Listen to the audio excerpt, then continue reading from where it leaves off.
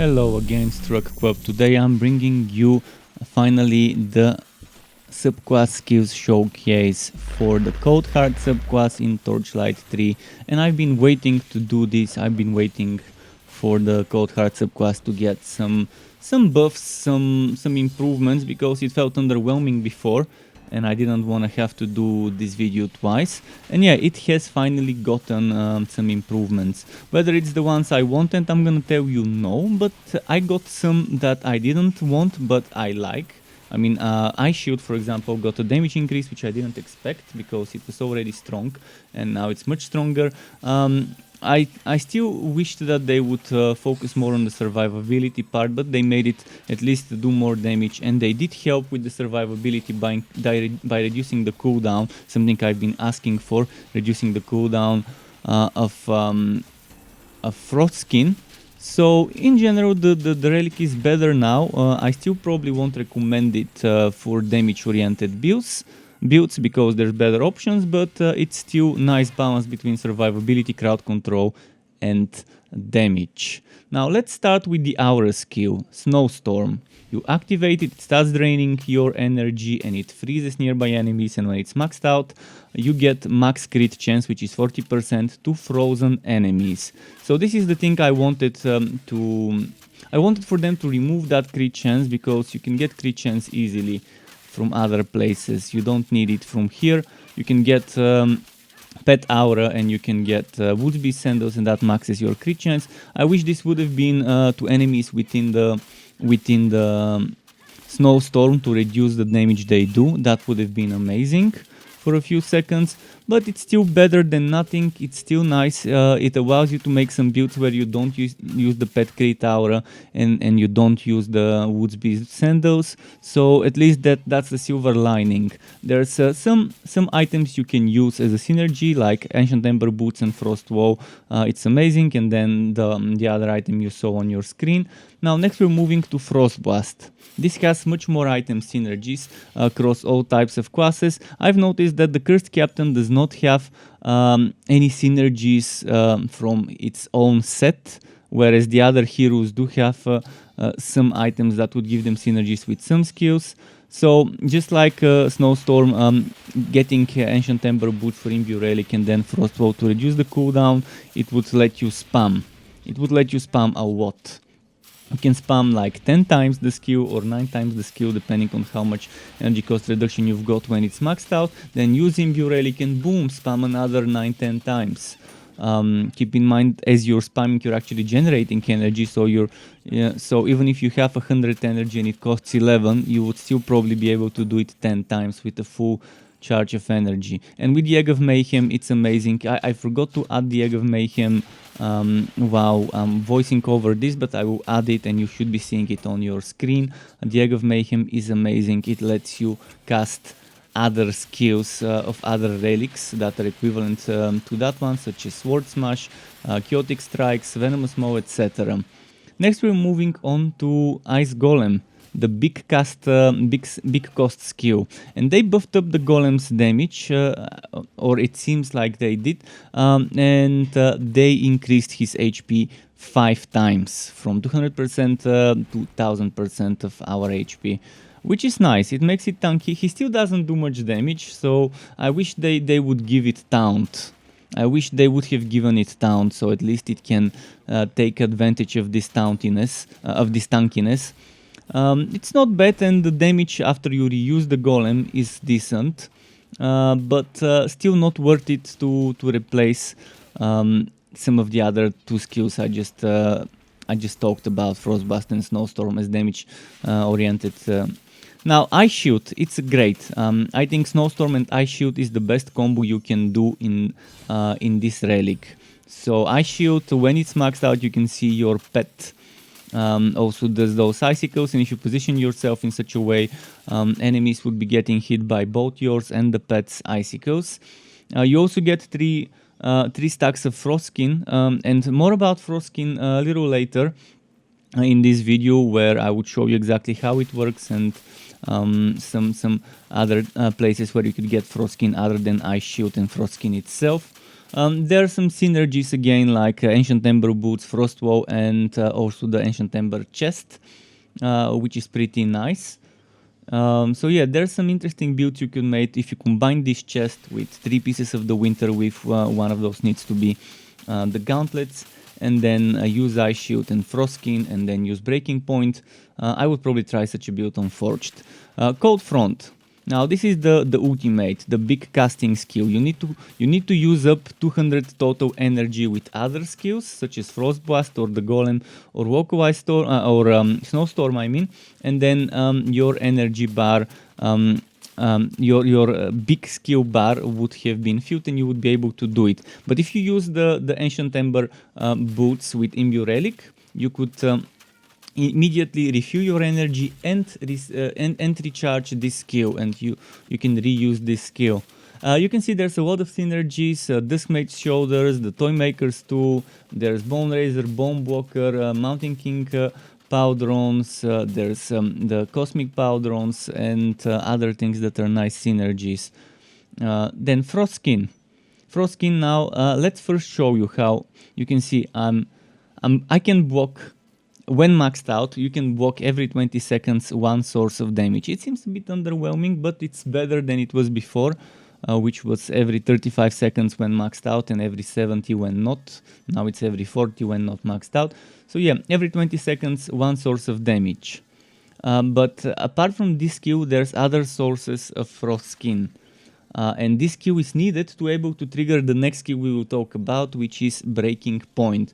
So you can see with Breaking Point, it allows you to get passive bonus HP up to 25%, I think it was, and then you get a chance to do Frost Nova, which freezes and does damage to nearby enemies once you lose Frost Skin, once you block that damage. Now there's the Winter with Gauntlets that without the set bonus give you, when you fall below 25% HP, they give you 3 stacks of Frostskin. If you have the set bonus with 2 more pieces equipped of the set, that's 6 stacks. And if you combine those 6 stacks with the Ancient Ember chest that triggers Ice Shield, that gives you 3 stacks. And then you use Ice Shield as well. And then you have Imbue Relic, which also can reset the Ice Shield cooldown. And you have maxed out Breaking Point and maxed out Frostskin. It could work nicely. In fact, you don't even need to have that extra Frostskin points. You just need the Breaking Point and you can just get Frostskin from other places. In general, I think it's not bad, and I will eventually make version 2.0 of my Spinning Ice Bow Spin to Win forged build with this relic, where I would be taking advantage of all those things. Now I tried to show you how Imbue Relic does not reset the cooldown of Frostskin. I'm waiting for Frostskin to get triggered, and I'm using Imbue Relic to see if I can reset the cooldown of the passive. And yes, it resets the cooldown of active skills, but not of passive skills. So this experiment may be something that many of you are wondering, does Imbue Relic reset the cooldowns of the passive skills of the relic or just the actives? And as I tested, it's just the active skills.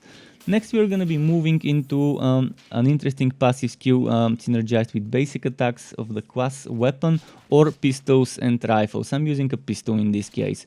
And you can see we're getting energy when we are hitting. Now, this should be without the skill. I will first show you how much energy. I'm getting roughly 5 energy per hit. 5 hits, 25 energy. And you saw my basic attack was 180 something. Now my basic attack goes up to 198 and then it keeps going and going as I put points into this skill. So it gives you bonuses to the basic attack as long as you have pistol, rifle or the class specific weapon equipped. And it gives you energy generation and it gives you a chance to trigger those icicles. You see those 3 icicles that are happening. So now you're seeing the energy is better. We are getting 5 point something instead of 5. And yeah, with 5 hits we're getting a little bit more than 25. But again, Energizer is another thing I will show you later, which is again for those things. Now I'm going to use up the energy again and keep experimenting more just so I can show you. You see how we're getting energy a little bit faster. 5% faster. It may not seem like much, but if you stack that energy gain with energy gain from items and with Energizer, you can end up having a nice amount of energy gain. And there's a ton of items that you can synergize with basic attacks. I didn't include some of the new ones as I'm talking about it, but I will include them. There should be an image of the Cursed Captain ones on your screen. So there's Stormblade, there's Frenzy's Blade, there's Cosmic Boots, there's Skittering Legs, Musketeer Powdron, Sneku Stick, Maestro Sword, and there's the Haunted Hand Cannon as well. There's a lot of things. You can even consider indirect synergy, the Coral Scourge that makes Maelstrom stronger. Although Maelstrom is not a basic attack, it still buffs basic attacks, and you might want to use it on basic attack builds. Then there's Jack Dice. Jack Dice is basically, it gives you chance to chill. To yourself, it gives you chance to chill on hit and chance to chill when you get hit. You can see it gives 5% and then it goes up to 25% with 5 levels. It's a simple skill, very straightforward. Every relic has one skill like that. But here instead of freeze, it's chill. On the others, it's poison, bleed, fire. Burning and shock. Here you can chill enemies, and you can see you can reset the chill timer. So if the chill is for 3 seconds, if it re-chills while the timer is going, it just resets the duration back to the original one. You should be able to see some of that right now. So it's not that great of a skill, but some people might like it. I personally am not that big of a fan of it, but if you are whacking chance to chill from weapons and if you want to take advantage of Snowstorm tier 3, that's where you could get chill. Think about Snowstorm actually freezing enemies and giving you extra crit versus frozen. Also, you can't freeze bosses, so you might want chill versus bosses to take advantage of Snowstorm tier 3. And next is Energizer. As I mentioned, it's a skill that kind of is simply 5% relic energy generation per level, up to 25 total when it's maxed out. You think again, I'm getting 5 energy per hit without it. 5 energy roughly on average per hit. Now when we put points into the skill, you would see how this changes. How with 5 hits we could get a little over 25. So it's actually worth it on some builds where you really wanna get energy, but on most builds, if you use Imbue Relic, you wouldn't need to worry about this. At least on our builds, like a Snowstorm build, as long as you use Imbue Relic and you have the Frost Wall, and maybe the North Mason Glacier Sedge alongside the Frost Wall, you wouldn't have the need, you wouldn't feel the need to get that extra generation. But on builds with Frost Blast and Golem, you might feel the need to get that generation. And a little extra won't hurt, in fact it can only help. Especially if you stack more from your gear and use the basic attack generation as well and make some sort of weird basic attack build. And that pretty much sums up the Cold Heart Relic. I hope you enjoy playing it. I hope that this rework makes some of you return to your Cold Heart heroes or makes you want to try a Cold Heart hero build. I still would say if you want a strong Cold Heart hero build, you would go for Snowstorm and Ice Shield maxed out. The other skills are not that bad, just not as strong as a Snowstorm Ice Shield builds. To get notified when I upload more content for this game or other games like this one, which would be wooters of all varieties, isometric, third-person ARPGs, wooter shooters and all sorts of wooters like that, you could subscribe to my channel and hit that bell button to not miss out on my content updates. And optionally, you can even join as a member of the Struck Club on YouTube as a channel member to get access to exclusive perks such as special emotes custom made by me, special badges custom made by me that represents how many months you have been a member for, as well as opt-in of editing tutorials that I can give for Photoshop, Adobe Premiere, as well as shoutouts and things like that.